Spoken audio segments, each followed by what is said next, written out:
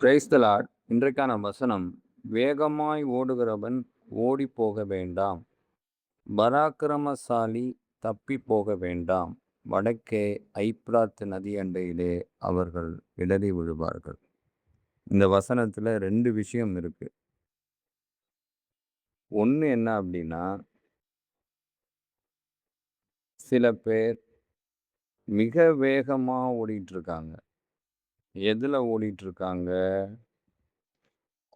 நான் திரும்பிக் கொண்டு சூரியனுக்கு கீழே கண்டதாவது, அதாவது இந்த பூமியிலே கண்டதாவது, இந்த உலகத்திலே கண்டதாவது, ஓடுகிறதற்கு வேகம் உள்ளவர்களின் வேகமும், யுத்தத்துக்கு சௌரியவான்களின் சௌரியமும் போதாது. இங்க என்ன ஆண்டவர் சொல்றாரு? ஓடுகிறதற்கு வேகமும், யுத்தத்திற்கு சௌரியமானின் சௌரியமும் போதாது. சிம்பிளா ஆண்டவர் என்ன சொல்றாருன்னா, உன்கிட்ட என்ன வேணா இருக்கலாம். நீ எப்படி வேணா இருக்கலாம். எந்த நிலையில வேணா இருக்கலாம். ஆனா, அத வச்சு இந்த ஓட்டத்த நீ ஓட முடியாது. இயேசுவ விட்டுட்டு, நீ எத வேணாலும் வச்சு ஓடிடலாம். அந்த வாழ்க்கையின் ஓட்டத்த சரியானபடி ஓடிடலான்னு நெனச்சா, உன்னால ஓட முடியாது. நீ சரியானபடி ஓடணும்னா, சரியான வேகத்துடன் ஓடணும்னா, ஏசப்பா காண்பிக்கிற வழியில தான் ஓடணும். மாறாக, உலகப் பிரகாரமான ஓட்டத்த நீ ஓடுனன்னா, அதனால உன்னால இலக்க அடைய முடியாது. அந்த வேகம் பிரயோஜனமற்றதாய் போகும். உலகப் பிரகாரமான ஓட்டம் பலவித ஓட்டங்கள் இருக்கு. பணத்தை நோக்கி ஓடுறது, பொருளை நோக்கி ஓடுறது, பேரை நோக்கி ஓடுறது, புகழை நோக்கி ஓடுறது, பெருமையை நோக்கி ஓடுறது. பல விஷயங்கள் இருக்கு இல்லையா? பல காரியங்கள் இருக்கு. அதெல்லாம் நீ நோக்கி ஓடுனாலும், உன்னால அந்த இலக்க அடைய முடியாது. நீ அதுல எந்த அளவு வேகமா போனாலும், இந்த விஷயத்துல ஏசப்பாவின் அந்த ஓட்டத்துல நீ வீக்கா இருக்கிற. பிழைப்புக்கு ஞானம் உள்ளவர்களின் ஞானமும் போதாது. உலகப் பிழைப்புக்கு வேணா ஞானம் தேவைப்படலாம். ஆனா ஆவிக்குரிய பிழைப்புக்கு, ஆண்டவருடைய பிழைப்புக்கு இந்த ஞானம் பத்தாது. இந்த உலக ஞானம் பத்தாது. அதுக்கு ஆவிக்குரிய ஞானம் தேவை. உலகத்துல வேணா நீ சயின்டிஸ்டா இருக்கலாம். எவ்வளோ பெரிய ஆளா வேணா இருக்கலாம்.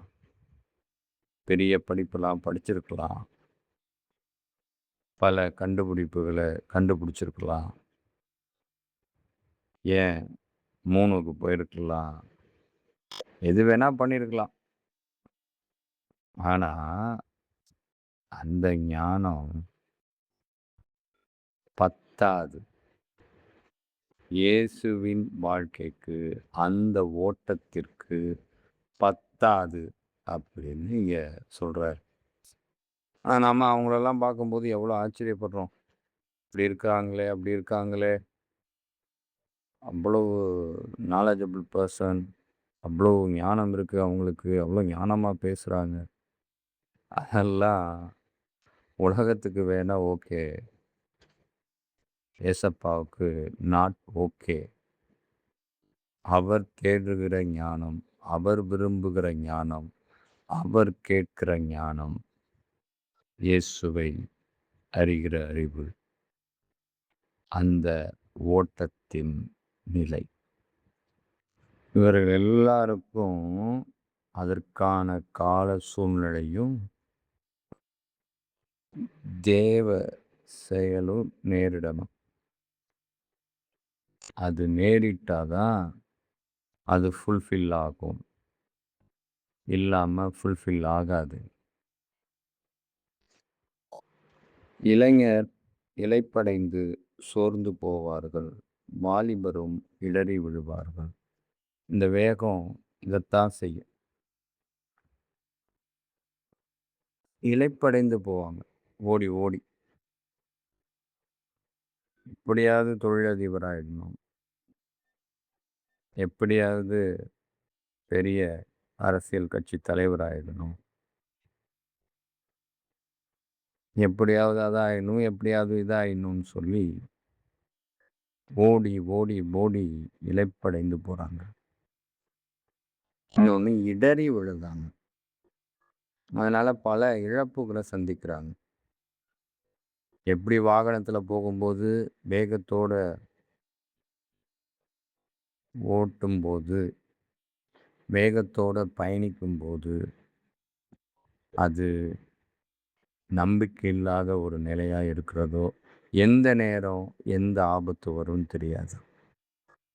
அதே நேரம் நிதானத்தோட பயணிக்கும்போது அங்கே ஆபத்துங்கிறது மிக மிக குறைவு. அதுபோல் இங்கே ஓடுகிற ஓட்டம் நிதானத்துடன் ஓடணும். அதான் ஆண்டவர் சொல்றாருல்ல, பொறுமையோடே ஓடக்கடவன். இயேசுவின் வழியில பொறுமையோடே ஓடக்கடவன். அவசரப்பட்டு வேகமா ஓடுறேன், அதை பண்றேன், இதை பண்றேன்னு சொல்லி கை காலை முடிச்சுட்டு படுத்துக்கிறதுல ஒரு பிரயோஜனமும் இல்லை. இது பல நிலைகள்ல இருக்கு. மாம்ச இச்சைகள்ல வேக வேகமா ஓடி வாழ்க்கை இழந்து போகிற எத்தனை வாலிப தம்பி தங்கச்சிகள் இடறி விழுந்துடுறாங்க. அதுக்கு மிக முக்கிய காரணமா சோசியல் மீடியா இருக்கு. சோசியல் மீடியாவை எப்படி பயன்படுத்தணுமோ அப்படி தான் பயன்படுத்தணும். அது நல்ல போராட்டத்துக்கு, நல்ல ஓட்டத்துக்கு பயன்படுத்தணும். அதை விட்டு இப்படி வேகப்பட்டு இடறி விழுறாங்க. பல விஷயங்கள் அப்படி தான் இடறி விழுந்துட்டுருக்குறாங்க வாலிப பிள்ளைகள். அதே போல் மற்றவர்களும் அவர்களும் பல காரியங்களை ஓடுகிறேன்னு சொல்லி உலக ஓட்டத்தையே முக்கியத்துவம் வைத்து ஓடிக்கொண்டிருந்தால் அதனால உனக்கு என்ன பலன்? உனக்கான தேவையை நான் சந்திச்சுக்கிட்டு தான் இருக்கேன். நீ ஓடுறியோ ஓடலையோ, இத்தனை வருடமாக உனக்கான தேவையை நான் சந்திச்சுக்கிட்டு தான் இருக்கேன். ஆனால் எனக்கான ஓட்டத்தை நீ எப்போ ஓட போற? அந்த ஓட்டம்தான் சரியான ஓட்டம். அந்த வழிதான் சரியான வழி. அங்க தீமை நேராது, அங்க விபத்து நேராது, அங்க தடைகள் வராது,